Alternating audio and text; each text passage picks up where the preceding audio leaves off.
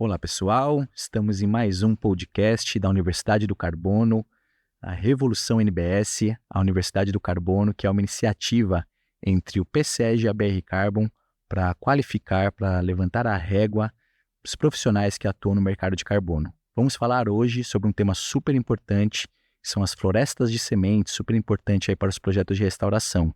Estamos aqui com um super especialista com mais de 15 anos de experiência, Paulo Sartorelli. Se apresente, por favor, Paulo.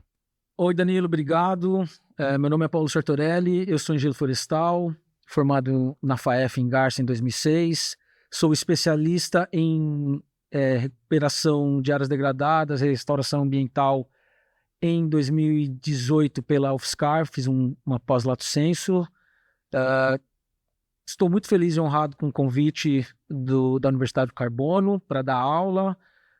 E também agradecer ao PSEG pelo convite para fazer esse podcast.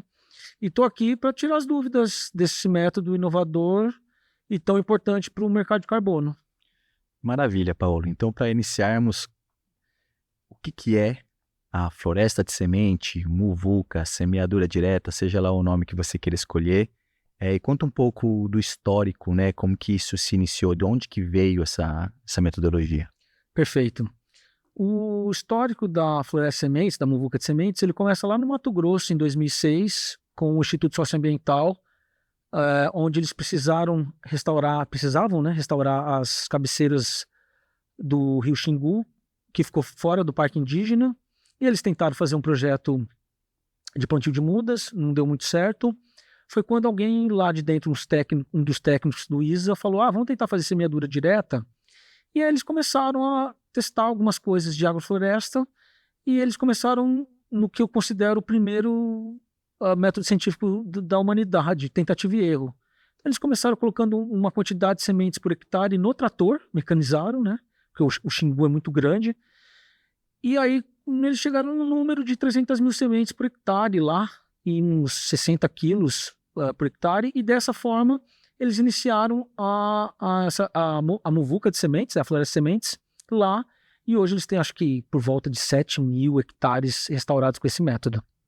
Fantástico. Muito interessante essa questão. Eu não sabia dessa história, né, de que começou recentemente pelo ISA, né, a gente tem acompanhado, tem artigos científicos sobre o tema, não sabia que... recente, né? Que eles foram pioneiros mesmo, né.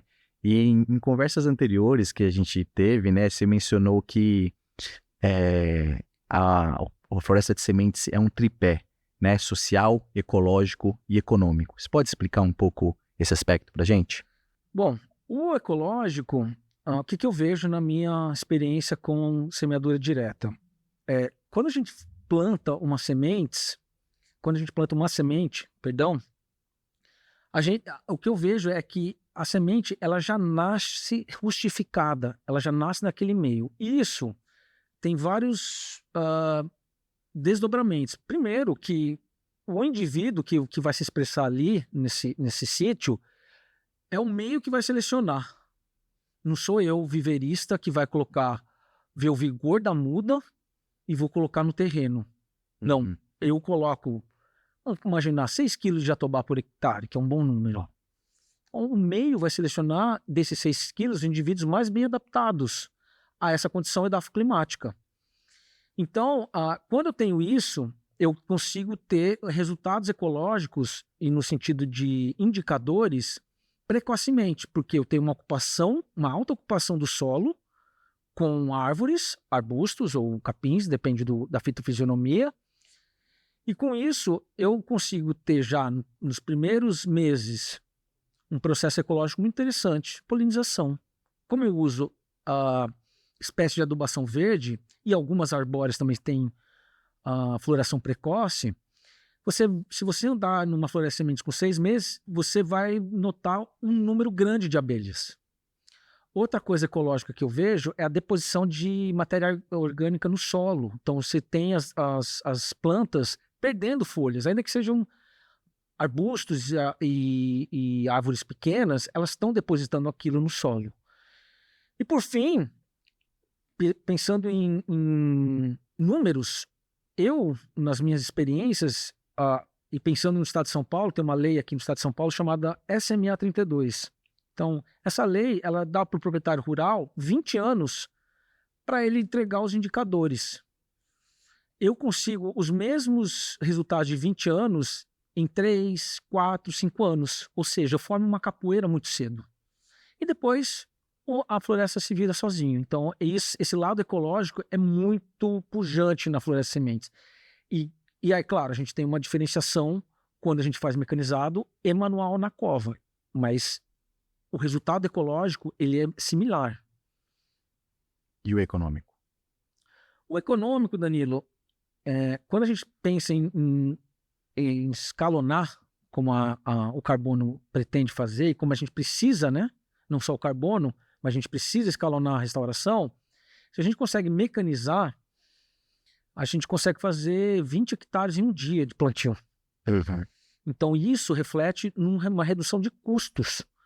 Então, hoje, um plantio de mudas está entre 42 e 60 mil reais o hectare. Uhum. Na semeadura direta, você pode colocar um range de 8 mil a 25 mil. 8 mil, quando eu falo 8 mil, eu estou pensando em áreas assim, de 5 mil hectares, muito grandes mesmo. Grande escala. Isso. E 25 mil é uma área menor, mas você vê que a gente pode considerar 50% do valor. Então, é um ganho econômico muito grande, é uma agilidade muito grande, e eu acho que isso tende a aumentar a cada ano com as demandas de mudança climática e de carbono. Não, com certeza, né? As grandes metas das empresas aí de centenas de milhares aí de hectares, né? E agora entrando para aspectos práticos, né? Aspectos técnicos, Uhum. fala um pouco a prática, como é que é de fato executar um plantio de floresta de sementes, né? Em termos de número de sementes por hectare, quilo, o manejo do solo, existe um preparo do solo prévio, Perfeito. como é que funciona? Perfeito. Isso é legal, Danilo, a sua pergunta, porque, de novo, eu vou trazer floresta e agronomia no mesmo balaio. Quando a gente vai fazer um plantio mecanizado, o processo que eu preciso para resultar uma floresta de sementes, ele é agrícola. Porque eu uso uma grade, eu preparo o solo em área total, calcareio o solo. Então, tudo que se faz num plantio de cana, de soja, de milho, eu posso fazer para floresta de sementes. E isso tem a ver, tudo isso eu falei, que tem a ver com manejo. Então, se você vai preparar o solo de uma forma agronômica, você vai repetir mais ou menos, claro, você tem as particularidades, aquilo que se faz na soja, no milho e no algodão, sempre respeitando o que a gente está fazendo falando de floresta. E quando você vai fazer de forma manual a sua floresta de sementes, essa semeadura, você vai repetir o processo do plantio de mudas, mas você vai substituir na cova. Ao invés de colocar uma muda, você coloca uma colher de sobremesa da muvuquinha na cova, que vai ter umas 750 sementes, e todo mundo vai crescer ali. Então, esse manejo, ele precisa ser, o solo tem que ser analisado, você precisa fazer correção, você precisa ter um cuidado com curva de nível, conservação do solo.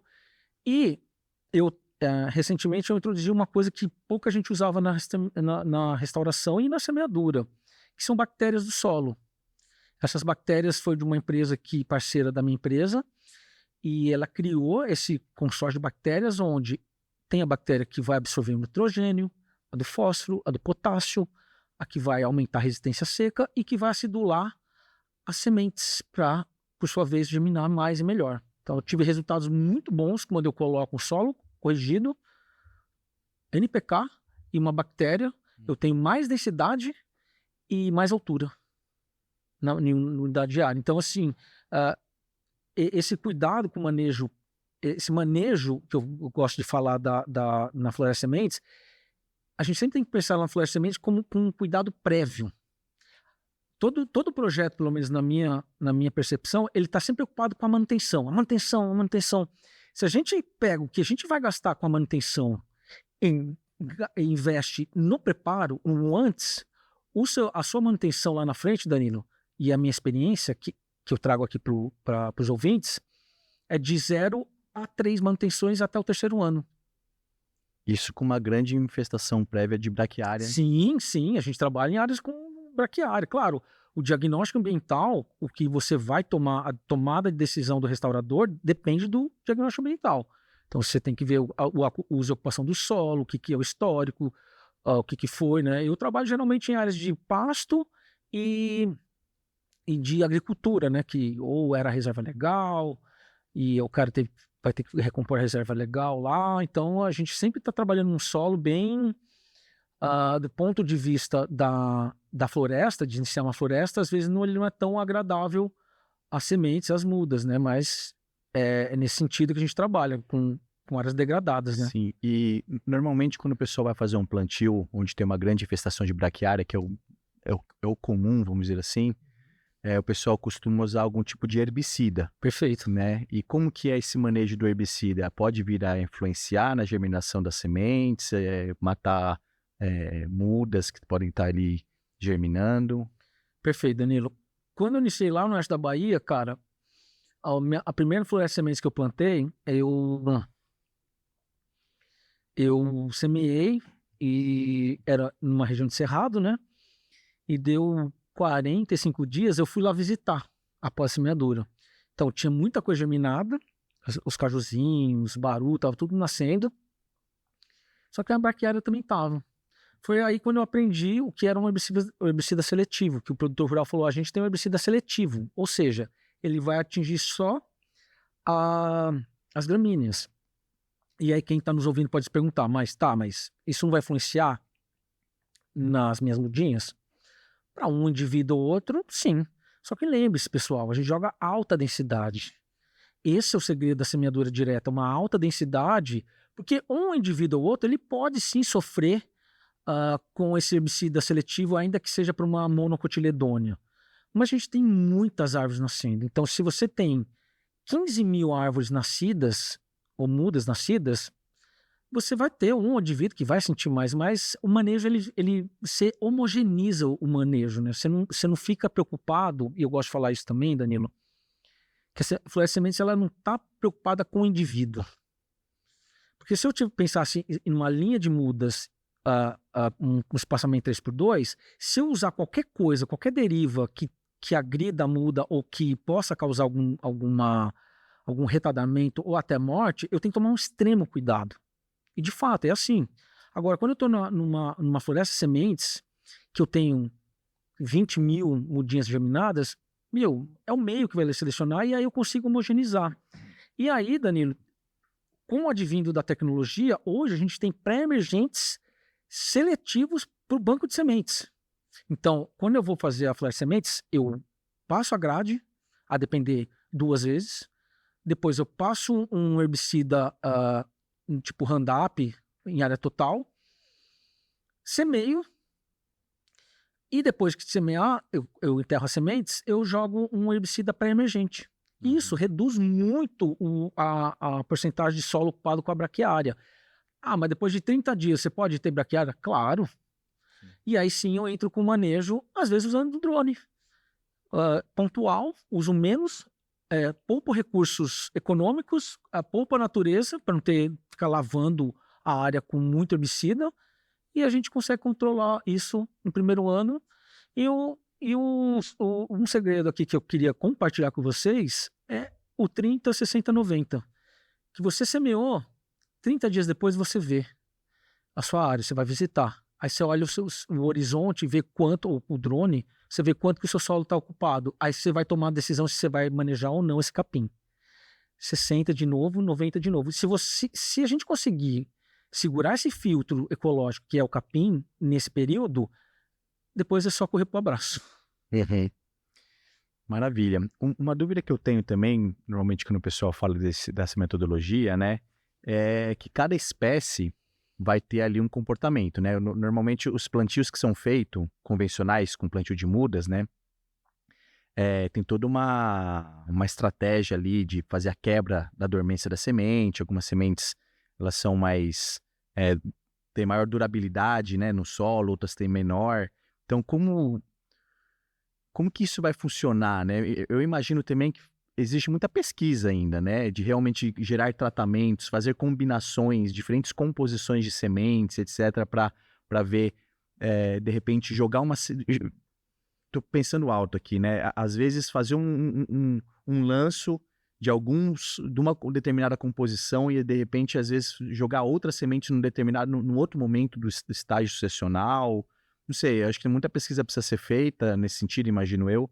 Mas como você enxerga essa questão de diferentes espécies, diferentes comportamentos das sementes, quebra de dormência? Como que tem sido a sua experiência em relação a isso? Perfeito.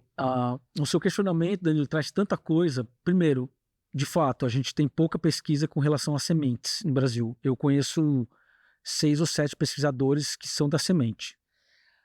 A segunda coisa em relação ainda à pesquisa, a gente tem que fazer pesquisa em campo. Porque uma coisa é a gente germinar num laboratório, todo mundo é tudo controlado, aquele berçário, né? A gente pode, como se fosse um berçário mesmo, e isso tem um resultado. Quando a gente vai para campo, o resultado é outro. E aí entra na sua segunda pergunta. Como o solo é um ambiente hostil para sementes, geralmente a gente joga sementes ortodoxas, que são sementes que eu posso armazenar, ou seja, elas podem perder água, geralmente de casca dura, né? Só que quando você joga essa semente no solo, o próprio solo é um ambiente hostil. Então, elas vão germinar. Então, eu não preciso ter um cuidado com cada uma das sementes para escarificar ou quebrar a dormência. É evidente que tem espécies que germinam mais e outras menos na flor de sementes. Por exemplo, uma espécie que germina muito bem, o tamboril, muito bem. Ele germina bem, ele sobrevive bem, ele cresce bem. Uma espécie que é o oposto, germina pouco, cresce muito devagar e sobrevive pouco, a copaíba. Mas eu não deixo de colocar a copaíba, porque é uma espécie longeva. Então, essa pioneira e essa não pioneira, secundária, tardia, como queira chamar, eu prefiro colocar tudo isso de uma vez só, porque daí eu reduzo o meu custo de operação. Então, quando eu faço uma operação só de semeadura, eu reduzo. Evidente que a gente pode, como você bem colocou, pensar em outras composições, pensar em outros arranjos, mas que, para mim, o que falta é como a gente cria nichos de germinação em campo. Porque se você pegar num viveiro, Danilo, o jequitibá, que é uma espécie tardia, e o tamboril, se você colocar eles no mesmo viveiro, eles vão germinar. Agora, eu não consigo germinar o jequitibá na semeadura direta. O tamboril eu consigo. Então, como é que eu crio esse nicho para um jequitibá nascer em campo? Então, eu acho que é esse grande lance que falta para a semeadura ainda no Brasil. Evidente que, para mim, eu prefiro fazer isso em campo. Então, toda e qualquer tecnologia, Danilo, ela tem que acompanhar a semente. As pessoas me procuram e falam, olha, eu criei uma tecnologia e aí eu preciso levar a semente para um laboratório. Então, ou seja, eu estou falando de 70 quilos por hectare para levar para um laboratório, um frete, para depois voltar para campo. Falei, não, gente, a tecnologia tem que acompanhar a semente no campo. Por isso que eu criei, o cara criou as bactérias lá, o consórcio de bactérias, é um pó que eu misturo. Ele queria fazer com água. Eu falei, não, senhor, você se vira, coloca aí uma coisa sólida, porque ela acompanhou as sementes. Então, essa criação de nicho de germinação dessas diferentes espécies, Danilo, eu entendo que falta e tem que ser em campo isso. Sim. E você acha que dá para fazer um consórcio na hora de fazer um plantio ou um manejo durante esse plantio de algumas espécies, fazer o lance de sementes e algumas, às vezes mais complexas ou diferentes, trabalhar com mudas? Claro, evidente. É legal a sua pergunta porque ela tem vários desdobramentos. O primeiro deles, Danilo, é que como a gente trabalha com sementes ortodoxas, ou seja, a gente consegue secar e armazenar, a gente não consegue semear espécies recalcitrantes. Dou um exemplo. Tapirira guianensis, pau-pomba, que é excelente, é uma atratora de fauna, cresce bem, só que uma semana ela morre a semente.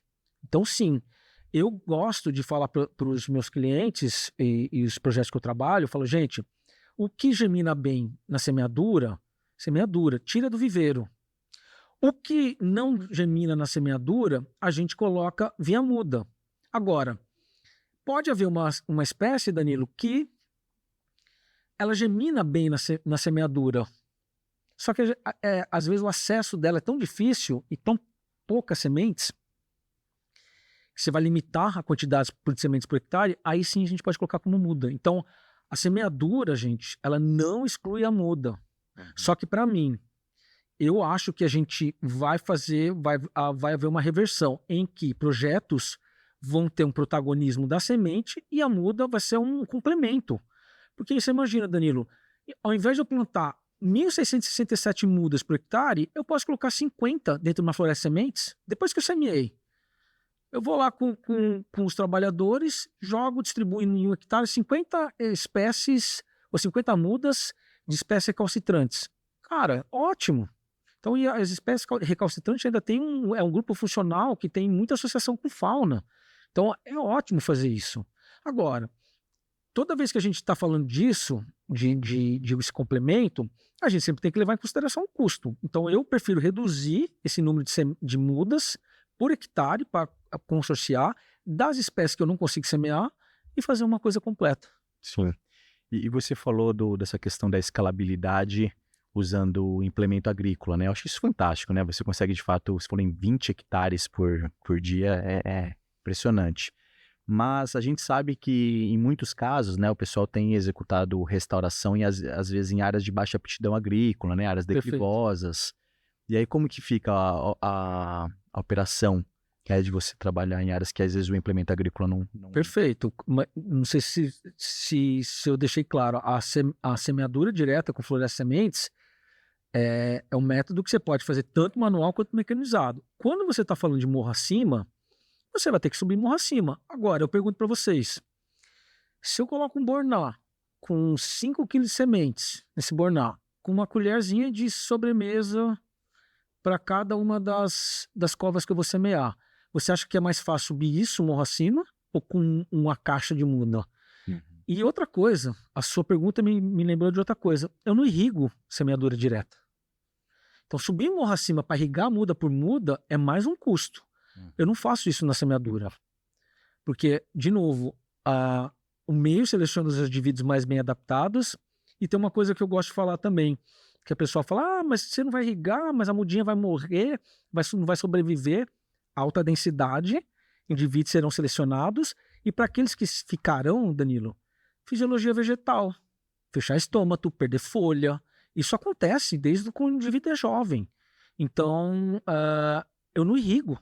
Por isso que eu consigo ter a mesma sobrevivência, tanto na forma mecanizada como na forma manual. E quando o manual morre acima, com certeza vai ser um pouco mais caro. Mas se comparar, se eu eliminar a irrigação, eu já estou ganhando muito. Sim. E eu fiquei impressionado também com o número eu fiz uma conta rápida aqui, né? Se a gente fizer um espaçamento no plantio de mudas em 3x2, a gente vai ter 1.666 mudas, né? Perfeito. Você falou em qual densidade que você tem observado? Em média, eu estabeleço 10 mil. Mas agora, com o advindo da adubação que eu tenho feito, mais as bactérias, eu estou indo para 19 mil, em média. Aí uma pergunta que me vem à cabeça é a demanda, né? Que a gente está falando agora em grandes escalas de restauração, grandes empresas, né? Promovendo milhares de hectares. Como que eu imagino que isso é um desafio, né? Como que você acha que a gente vai conseguir atender a demanda de tanta semente assim para promover, eventualmente, fazer um plantio, sei lá, de 20 mil hectares de semeadura direta? Perfeito, Danilo. Bom, a primeira coisa que a gente tem que olhar é para olhar para os nossos territórios e ver que tem um monte de gente morando lá. Então, assim, a gente não pode achar que fazendo uma conta, vai precisar de tantas sementes, não tem gente, não tem semente. Tem gente sim. Vou te dar um exemplo.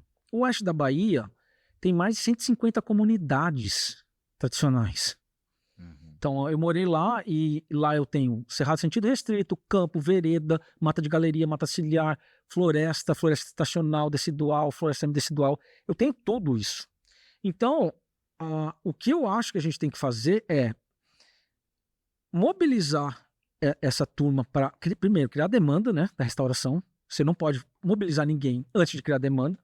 Não adianta fazer isso, que isso é um erro básico, que eu já vi algumas iniciativas que foram lá, treinaram a comunidade e acabaram não voltando.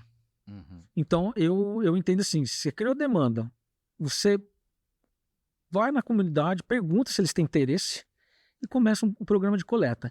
Esse programa de coleta de sementes, depois deles capacitados, o que vai mobilizar e aumentar é pagamento, Danilo.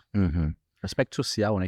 Exato, porque se o cara vai lá no meio do cerrado, coleta caju, coleta jatobá, coleta isso, limpa, e você remunera ele vai falar, opa. Só que como as redes operam hoje?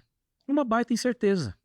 Sure. Então não existe uma compra antecipada por empresas, não existe uma organização tal qual existe no setor agrícola de planejamento. Se você pegar uma usina de cana, em setembro eles já planejaram, desse ano eles vão planejar 25.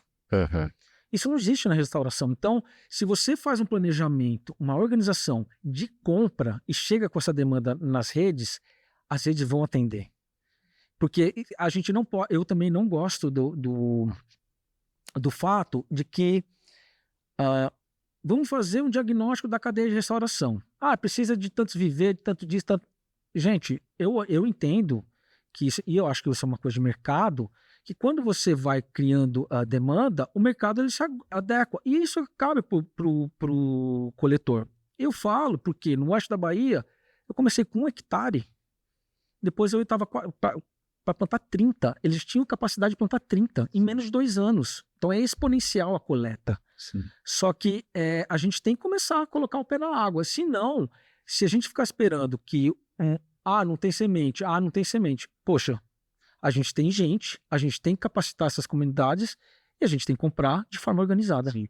É brilhante, né? A capacidade de que a restauração tem para gerar empregos, né? Inclusive Exato. Dentro das comunidades e valorizar a floresta em pé, né? Que foi o exemplo que você deu agora há pouco que eu falei, é RR. Não, mas é RED mesmo, porque eventualmente você pode vincular a demanda de um projeto de restauração, pode proporcionar a conservação de uma floresta madura, porque você precisa das árvores matrizes, né? Da genética, diversidade genética.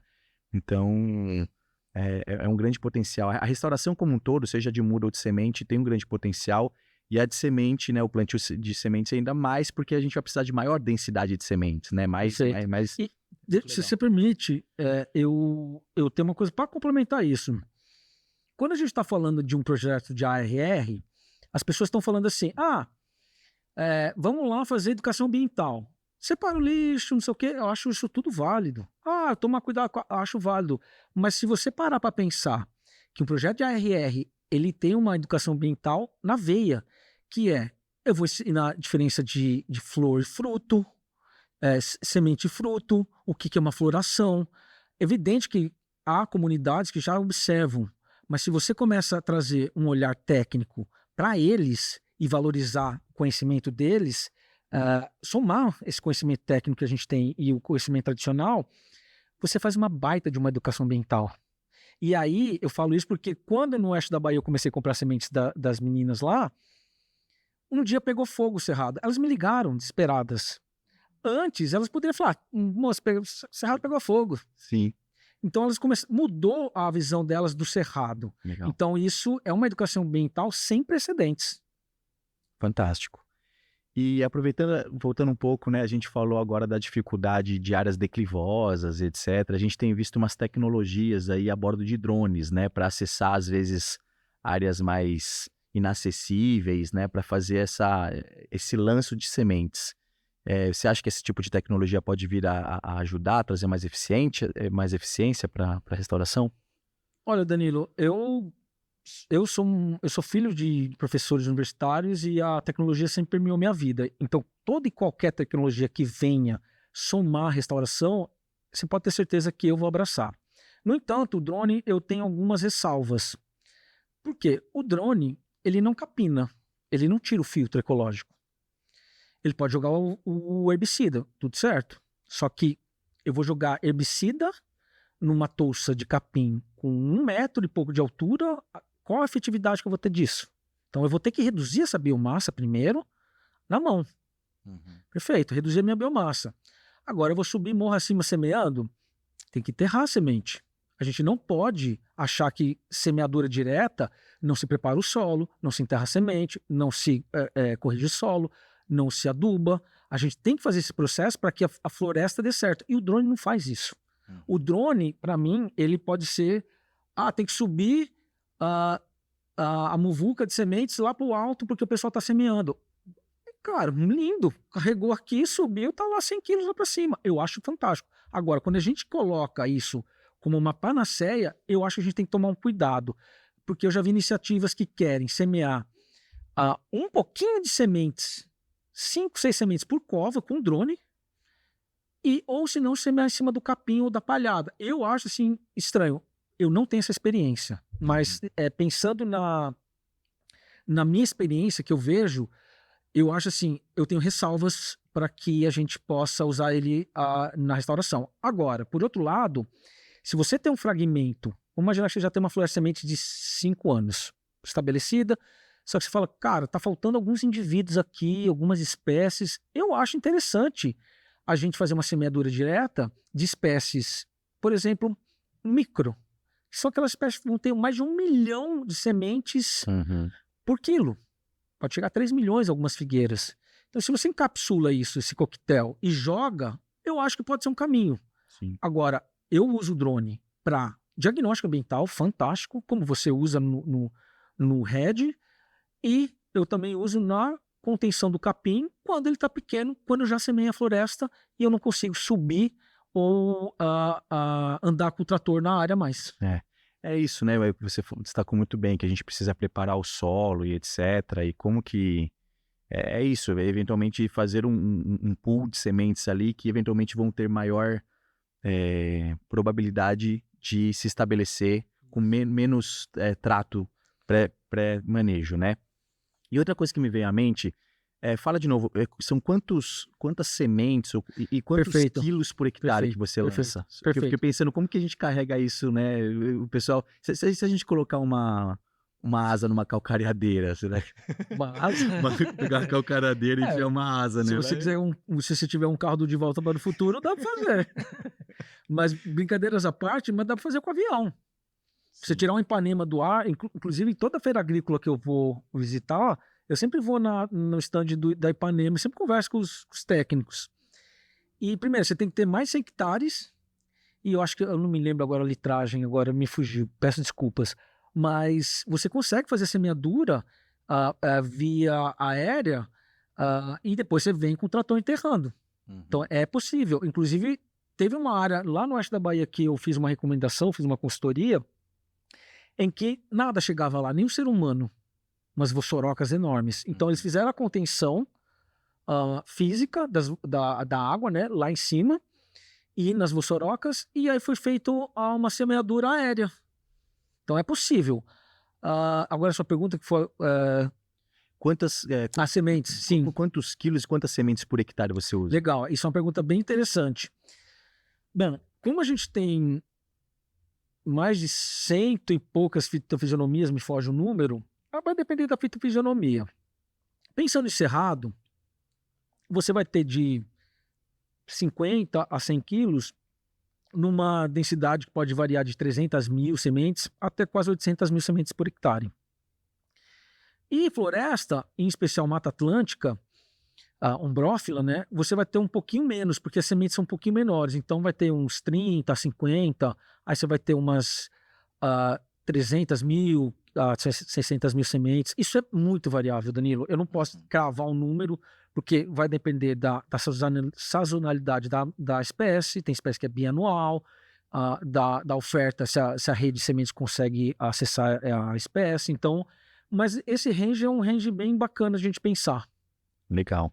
E chegando mais ao fim aqui, né?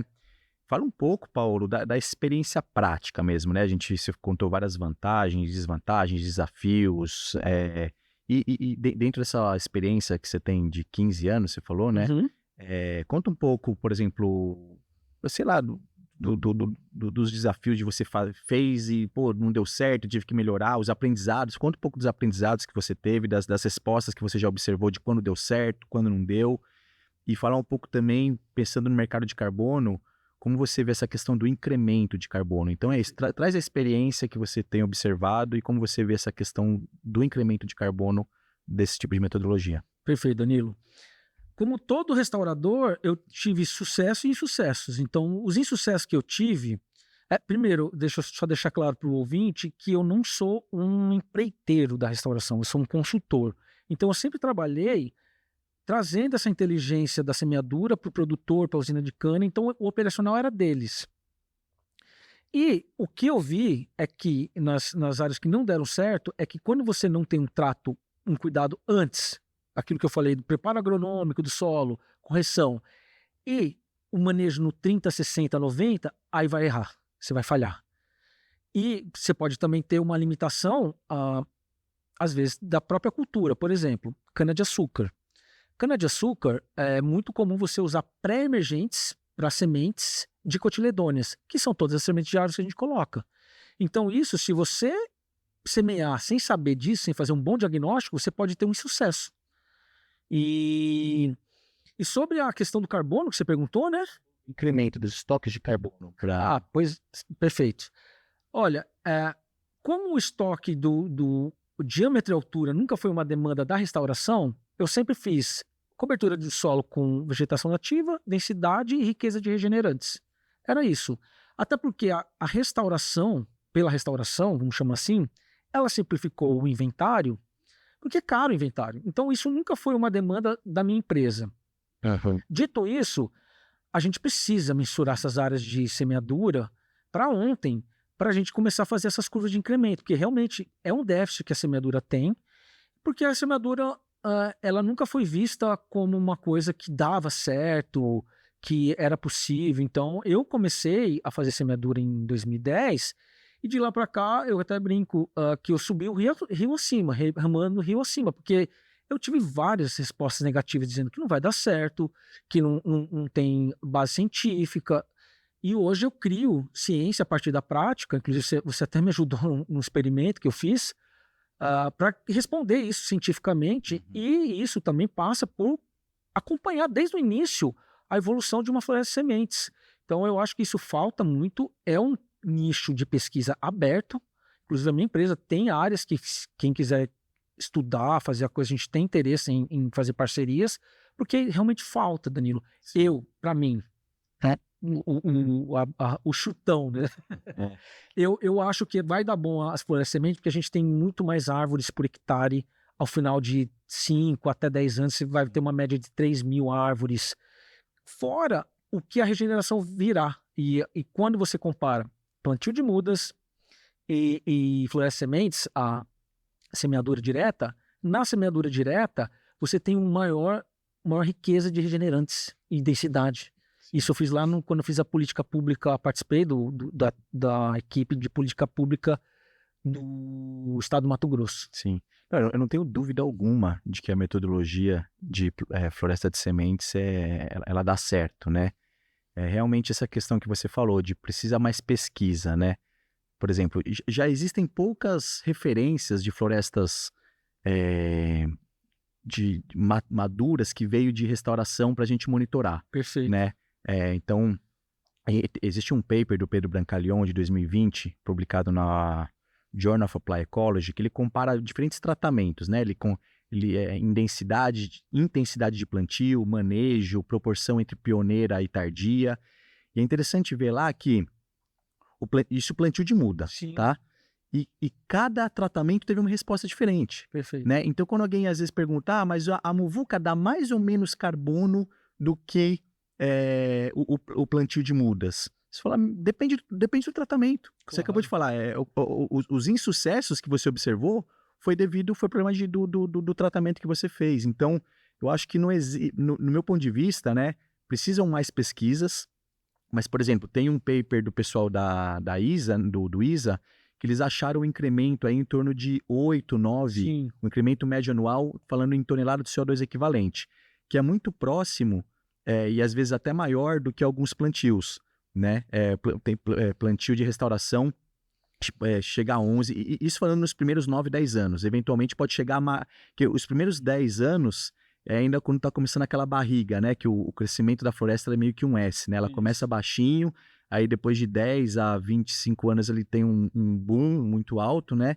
E depois vai estabilizando perto dos 30 e poucos anos. Então, os resultados que eu vi, pelo menos dos plantios do ISA, você falou que o pessoal do ISA foi a galera que precursora, os pioneiros. Então, eu acho que tem muito ainda a ser feito e entender de fato o potencial de estoque, mas eu acho que a pergunta não é se a floresta de semente tem mais ou menos carbono do que o plantio de mudas, mas quais que são os tratos, quais são os manejos melhores para maximizar biodiversidade e estoque de carbono. Perfeito, Danilo. Eu acho que essa sua colocação é super pertinente. Acho que isso tem que ser respondido sim. Concordo com você. A única coisa que eu questiono é quem vai pagar a conta. Para fechar a conta, a gente tem que começar com um custo menor. Porque você pode ter um manejo intenso de uma floresta vinda de mudas, só que é tão intenso que o custo dela, o carbono não vai pagar nenhum custo. Então essa é um ponto bem delicado. E eu também estou falando que eu não sei. Sim. Mas para mim... E sobre o manejo, que você falou, depende do manejo, eu também concordo. E a floresta de sementes que eu gostaria daqui para frente é começar a adubar com drone. Porque quando você tem uma linha de mudas, você consegue adubar. Eu consigo melhorar o solo ali, adubar sistematicamente. Quando eu tenho uma cobertura vegetal já estabelecida, como é que eu vou adubar?